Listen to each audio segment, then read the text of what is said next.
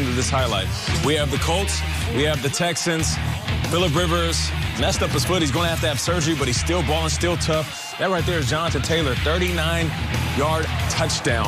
All right, so fourth quarter now. Strager, here you go. Head scratcher. All they need is to score, and they are literally on the 2-yard line. Talk about scratching your head. Deshaun Watson fumbles the snap, and the Colts hop on it, and that is your game. They would have scored and won. Oh, Watt is still like, what just happened? Well, the Colts are 8-4. They deserve to be praised for the win. They won this one 26-20. And Rivers praising for him for his toughness, dealing with quite an injury there. Time for our GMFB Game Balls. We highlight the guys who deserve a little bit of extra love for their efforts. Let's do Week 13 Game Balls. Shregs, who's getting one? Yeah, I'm going to be really quick on this one. This was a Colt McCoy playing quarterback for the first time since 2014 as a starter. No Saquon Barkley. Blake Martinez goes down with an injury. We've got a new head coach with a new offensive coordinator in Jason Garrett and a first-year defensive coordinator in Patrick Graham. And playing Russell Wilson, Bobby Wagner, Pete Carroll, and Jamal Adams, and, of course, DK Metcalf, and going into their building and winning.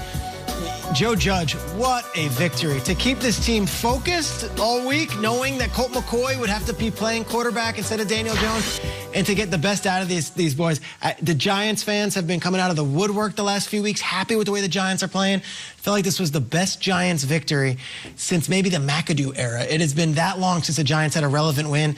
They're proud to be Giants fans this morning. It's because of that head coach, Joe Judge. My game ball this morning. McAdoo with the good hair? Yeah, McAdoo with the good hair. We haven't talked about McAdoo in a while. Let's keep it in New York. I think the Jets' loss was bigger than the Giants' win.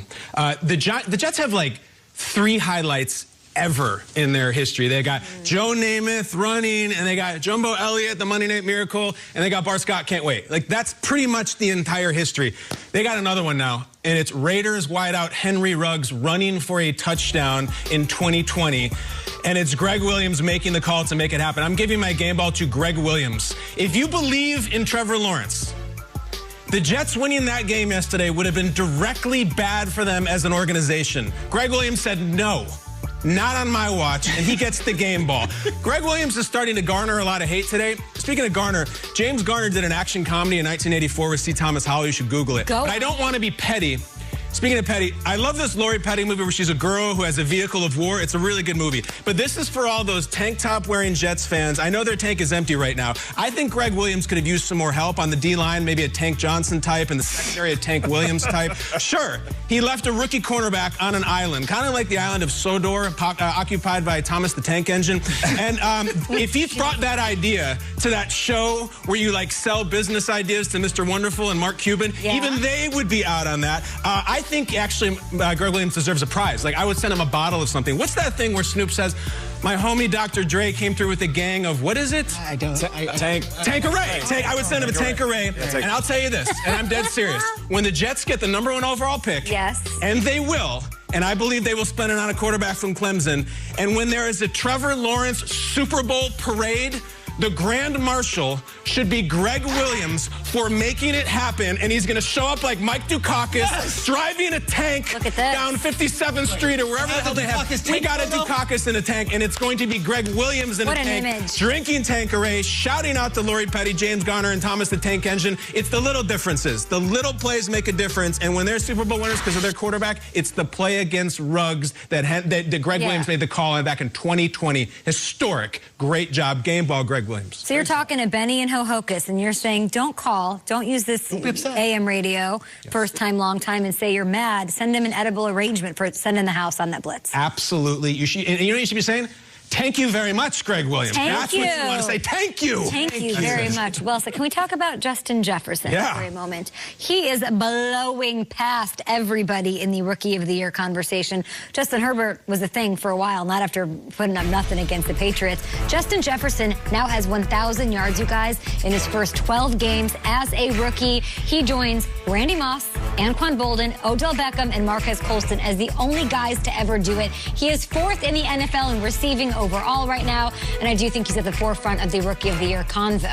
Yeah, can't do it. Sorry, Herbo, you're out. He's in, and he is just so special, and it's really just crazy. I know rookie receivers come in nowadays, and ever since Keenan Allen did it a bunch of years ago, like there's been more 1,000-yard receivers, but this year, with so much adversity, with losing Stephon Diggs, with COVID, with all of that, for a rookie like like him to be so confident and so fun to watch is really remarkable. I love Justin Jefferson. He's balling out, one of the best in the business. For me, my game ball is going to Baker Mayfield. Okay. Baker Mayfield was praised when he first got in. And then last year, after that sophomore slump, people were tearing him up. Is he the guy? Should they be looking for a quarterback? He went out and he balled out.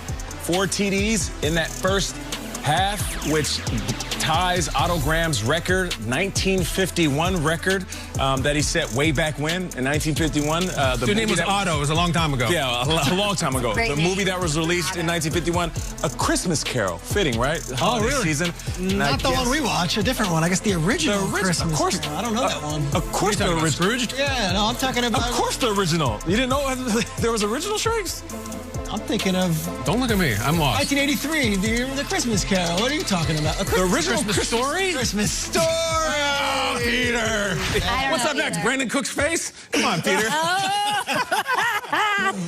Christmas Story is Ralphie with the BB gun. Ralphie with the BB gun. It's not on TBS enough. You'll shoot your eye. Brandon Cook. But Baker Mayfield exercising the ghost of Brown's past, out there balling out with all the criticism. And you said it. I think it was you said it. You said somebody said it on the show, which is so fitting. Them insurance commercials hit a little different now that they win it. Now they're hilarious. Best commercials out. No, it's the Step Brothers. Like, whatever the funniest movie ever, it's that. I fall off my seat laughing now. Shout out to Baker Mayfield. You didn't want him to change. Yeah. Do you feel like he's changed? A little bit, but he still is super snarky. Yeah. Have you been tracing this thing Baker does after every game? He gets in all these references, and afterwards he goes something yesterday like, when I think about doing something, I think, would an idiot do this? And if the answer is yes, I don't do it. Like, he's really enjoying himself right now, so I don't think he's changed. He's just evolved. Yeah, maybe grown up a little bit. That's great. I mentioned Justin Jefferson, 121 yards, made him a fantasy stud yesterday. Before we go, let's